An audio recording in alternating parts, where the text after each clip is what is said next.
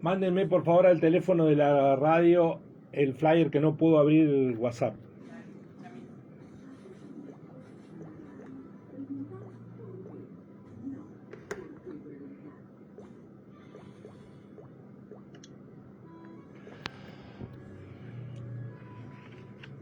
Bueno, ahora vamos. Hacía mucho que no teníamos estas interrupciones energéticas. Vamos a recibir en la mañana, así son las cosas, a Carolina Mamblona, que hoy va a disertar en el marco de una actividad que tiene una provocadora pregunta.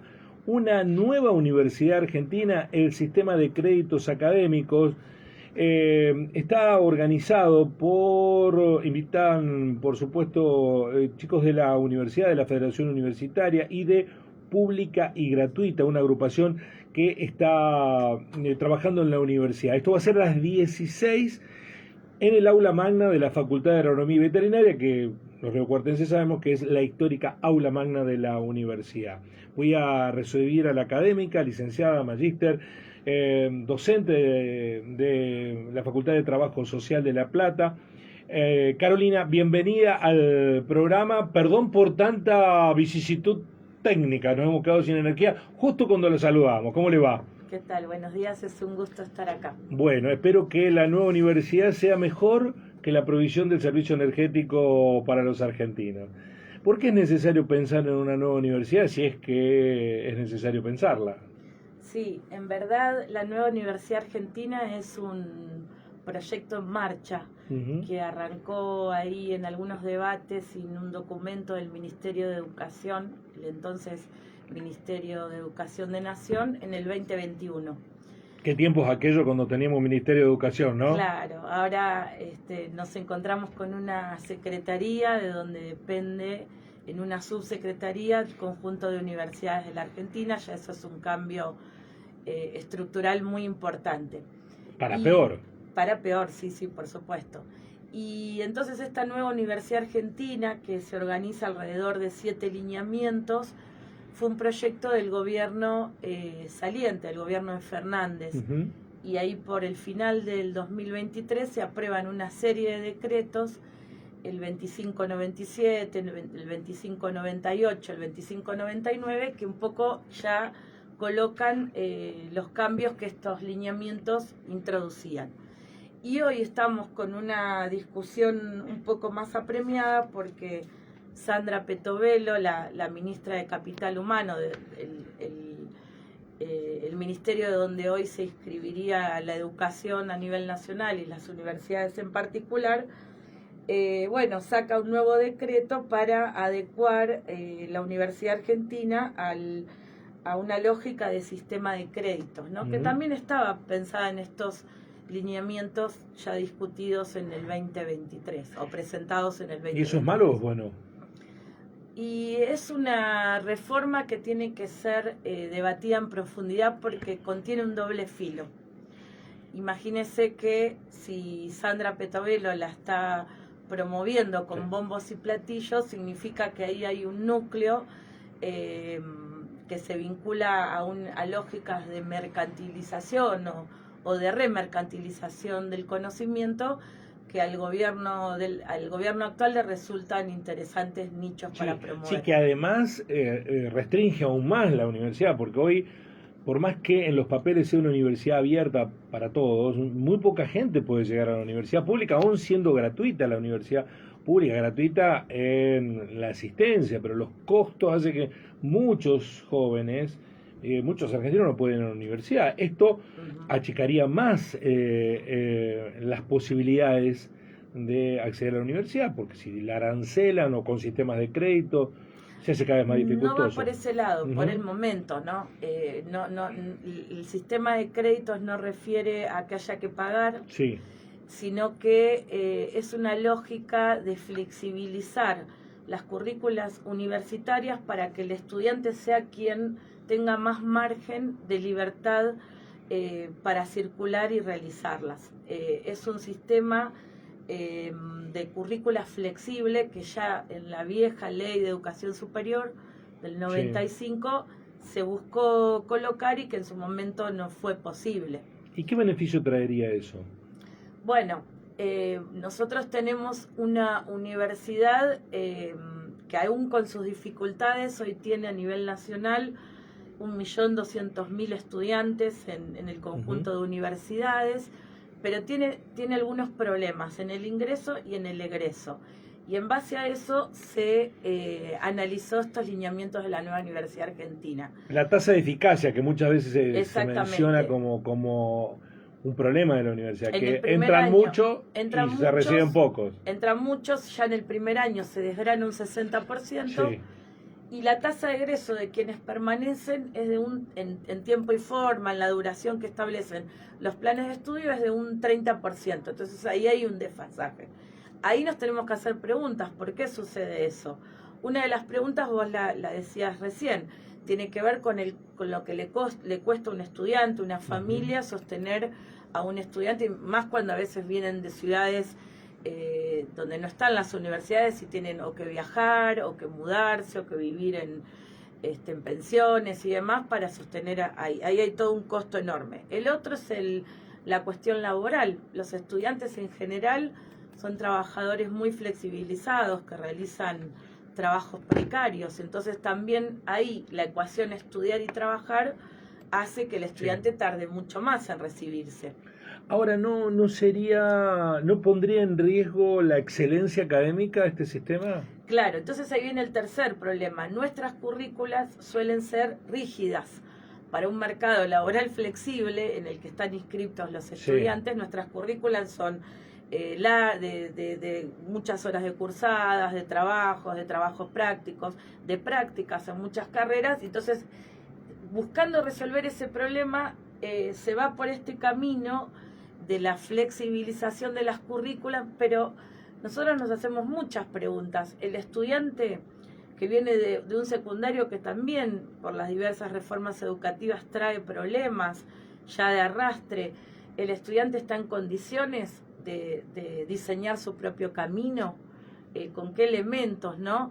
Y un poco Yo desde el prejuicio le diría que no, pero yo hace rato que dejé de ser estudiante universitario. Yo le diría que sí y que no. Que sí porque el estudiante, por supuesto, tiene las capacidades para elegir y buscar orientaciones. Ese no sería el problema. El problema es que este formato de sumar créditos universitarios descolectiviza el proceso de formación académica, lo vuelve mucho más individual.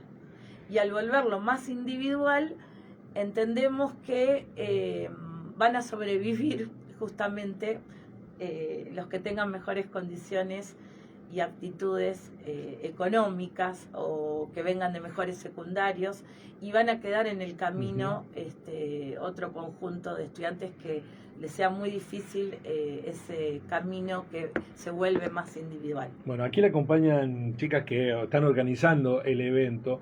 A mí me resulta muy gratificante ver que hay en la propia universidad un espíritu crítico de debate en torno de qué universitarios somos, qué universitarios queremos ser. Pero sin ánimo de ofender, ¿no es fuera de crono el debate, siendo que hoy la discusión es, no llegan recursos, la universidad no se sabe si mañana va a poder prender las luces, o tenemos el mismo presupuesto que hace 2 años atrás, no se puede hacer ciencia? Me parece el debate muy importante. ¿Es el momento de darlo? Va de la mano, porque nosotros no podemos iniciar reformas educativas si no tenemos presupuestos asegurados para que funcionen la docencia, la extensión y la investigación como se deben, para que los estudiantes tengan sistemas de becas y acompañamientos, tengan residencias universitarias y tengan comedor, tengan un conjunto de condiciones para poder funcionar. Entonces van de la mano los debates, no está escindido el debate por el presupuesto, la ley de financiamiento que es de público conocimiento que se está discutiendo que pueda ser aprobada en conjunto con una reforma que nunca hay una reforma desvinculada del financiamiento que requiere. Sí. Siempre se necesita. A mí me resulta difícil de entender. Antes el conocimiento era un mérito. Hoy tener capacidades pareciera que incluso es un estigma, ¿no?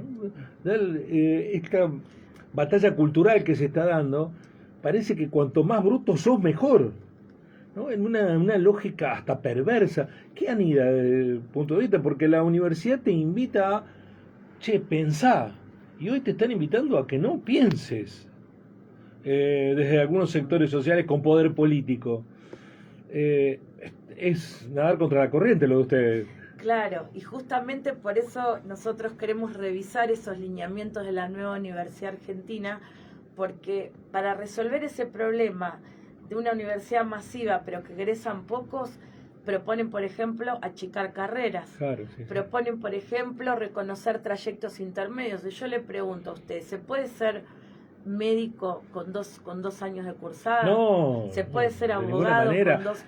de ninguna manera, y eso Se está puede ocurriendo ser en las universidades privadas, están invitando a ir por el atajo, ¿no? lógicas más tecnicistas, Sí. menos reflexivas, de menos conocimiento crítico, desvinculado de los fundamentos. La universidad produce un quiebre en las personas, en nuestra subjetividad, porque nos invita a una vida estudiantil, a trabar relación con el conocimiento crítico, a pensar, a reflexionar, al acceso a la Que cultura. es justamente lo que no quieren muchos sectores, ¿no? En cambio, esta reforma la vuelve más privatista, individualista, desvinculada de todo eso que la universidad coloca como un proyecto político, intelectual y cultural. Quien habla es Carolina Mamblona. Hoy a las 16 en el aula magna de la universidad, ¿tienen que inscribirse en dónde? En el Instagram de Pública y Gratuita, está así se llama el Instagram. Ingresan al Instagram de Pública y Gratuita y tienen que, yendo voluntariamente a la charla, no nos lo dejan entrar, ¿sí? No, sí. Bueno, perfecto. Para Pero tener un para que registro, estudien, claro. para que se registre. Entonces, el Instagram de Pública y Gratuita para participar. A mí me parece muy interesante alimentar el debate, pero da la impresión también que hay en las propias universidades una reticencia a ello. Es paradójico, ¿no? Las estructuras que más les cuesta cambiar son las universitarias, que son las que tendrían que estar dispuestas al pensamiento crítico. Algunos lo llaman, bueno, cada uno cuida su quintita. Usted que viene del mundo universitario, ¿es real eso? Sí, yo trabajo también en la Universidad Nacional del Centro, que tiene sede en Tandil, y en las dos universidades que trabajo hay muchísima resistencia a este debate. A los cambios. Yo lo que creo es que porque fue un cambio impulsado desde arriba y no al revés. Ajá. No fueron soluciones. No vinieron desde los chicos, por ejemplo. Ni de los movimientos estudiantiles, Sí. ni desde los claustros de graduado, ni del debate entre docentes. Entonces, no se la quiere abrir y se dice, bueno, ya estaría aprobada, entonces no nos queda otra que implementar estas reformas, porque si nos metemos a comprender los fundamentos de estas reformas, tienen un fuerte contenido. Por eso hablaba de doble filo en el inicio de la charla, porque habilitarían a un modelo de universidad más neoliberal que a un modelo de universidad crítica, colectiva, sí. Como la conocemos. Ahora, para finalizar, Carolina, no hay porque la universidad está constituida por claustros. Algunos tienen mucho peso específico y otros poco peso.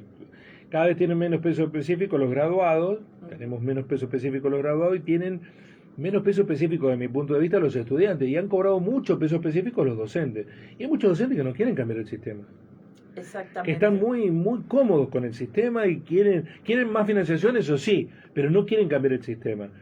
Y como los equilibrios entre los claustros no son tal, ¿se puede cambiar la universidad si los docentes no quieren cambiarla? Y bueno, es una tensión que tenemos que atravesar, ¿no?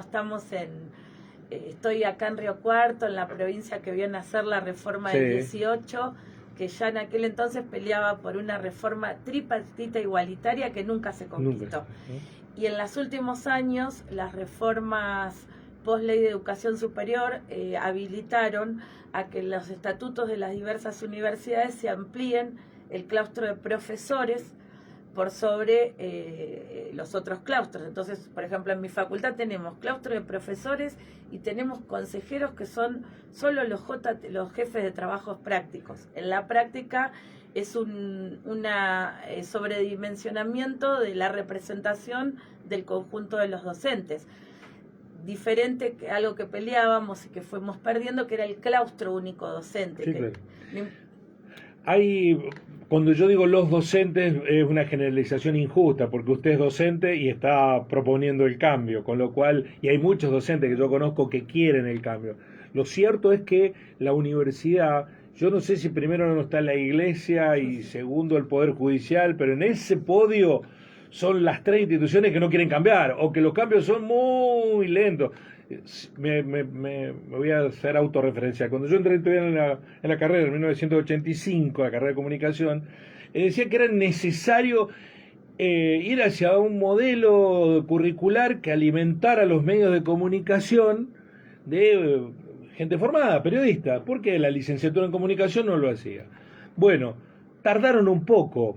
Este año empezaron a formar periodistas en la universidad, 85 al 25. Pasaron 40 años, ¿no? Mucho tiempo.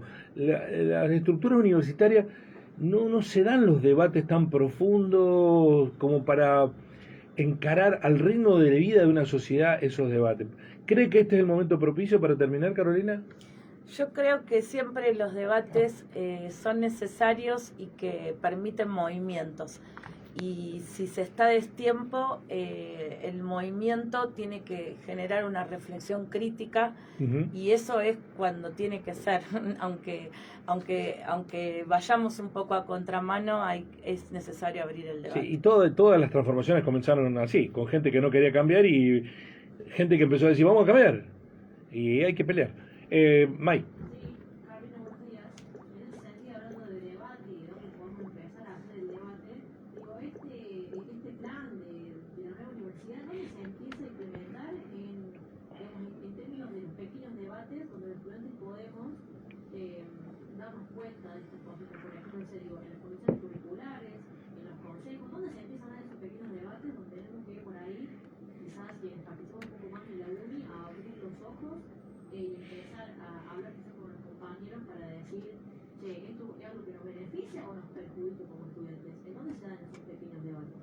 Y esos debates yo creo que para el movimiento estudiantil no estuvieron.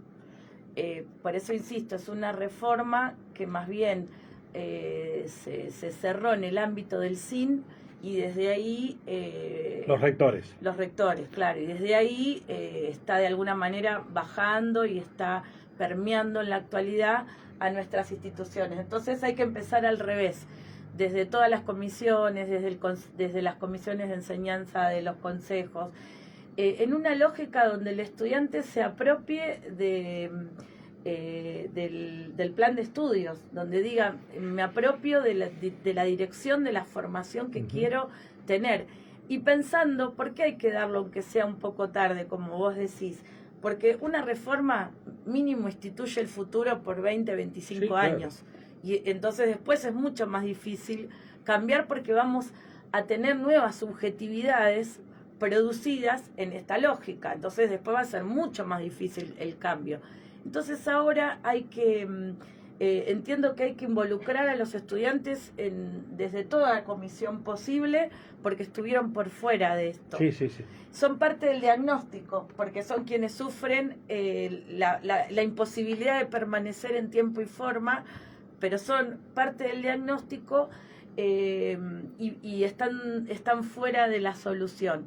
Y lo que habilitó que se pueda hacer esta reforma desde arriba, desde los rectores hacia abajo, y que casi no se la conozcan, mis compañeros docentes no la conocen, fue la pandemia. La pandemia fue la bisagra, por ejemplo, para incorporar la educación a distancia, que es otro núcleo de la nueva Universidad Argentina, que también va a cambiar radicalmente. Hay una polémica con eso. Hay una polémica porque no desde un punto de vista conservador, pero la tenemos que pensar muy bien. Sí. Y en la propuesta actual, casi un 70% de lo que hoy conocemos como presencialidad va a cambiar. y eso va a cambiar las lógicas, los intercambios, pero además, las formas humanas. No es una discusión solamente de los campus, en este caso que tenemos campus en la universidad, un debate solo intrauniversitario, es de las ciudades.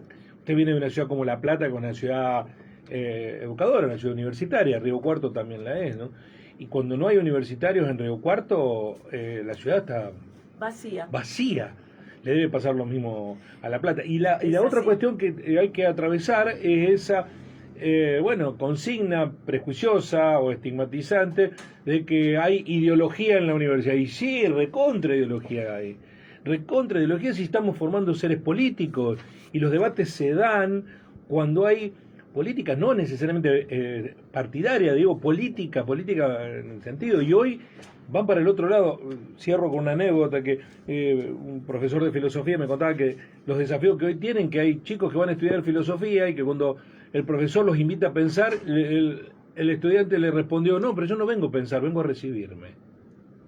Estudiante de filosofía, ¿no? Bueno, ahí hay un problema de base muy, muy preocupante, más allá de que puede ser una anécdota color, ¿no? Da la sensación que hay algo por debatir porque hay un ataque muy, muy planificado hacia la universidad pública en la Argentina y hacia la universidad en general. Donald Trump le está quitando subsidio a Harvard, que era, a vos te decían, voy a estudiar a Harvard, parecía como iba a estudiar el mejor lugar del mundo. Trump está atacando a Harvard, ¿no? Son tiempos complejos los que transitamos, así que bienvenido el debate, profesor, y gracias por venir a enriquecernos el programa. Bueno, gracias a ustedes. Bueno, y les recuerdo, a las 16, aula magna de la Facultad de Agronomía y Veterinaria, si se quieren inscribir, entiendo que ya hay muchos inscriptos, ¿no? Muchos inscriptos, pero se pueden inscribir para participar de esta charla pública y gratuita, el Instagram, las inscripciones, pero si no pueden asistir hoy a las 16 a la Facultad de Agronomía y Veterinaria. Que tenga buena estadía en la ciudad, profesora. Bueno, muchísimas gracias.